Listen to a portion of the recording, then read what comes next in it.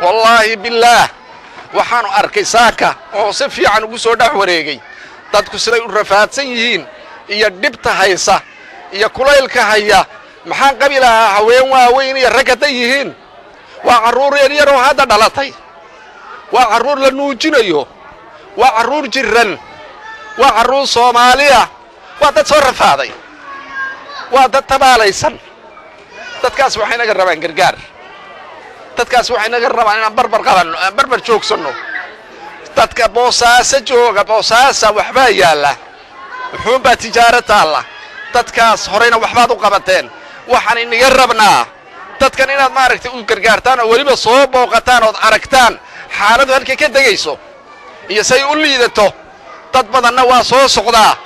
arinta uu adag oo maanta nahaysataana waxa weeye badda casban saaranahay waa kulayl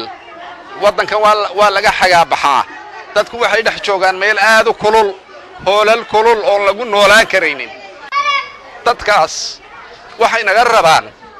waxay naga doonayaan gargaar bacda Allah subhanahu wa ta'ala gargaar ilaahay idinkayni u gargaaro gargaar ilaahay subhanahu wa ta'ala adduunyo aakhirayni ugu gargaarabay naga rabaan dhamaan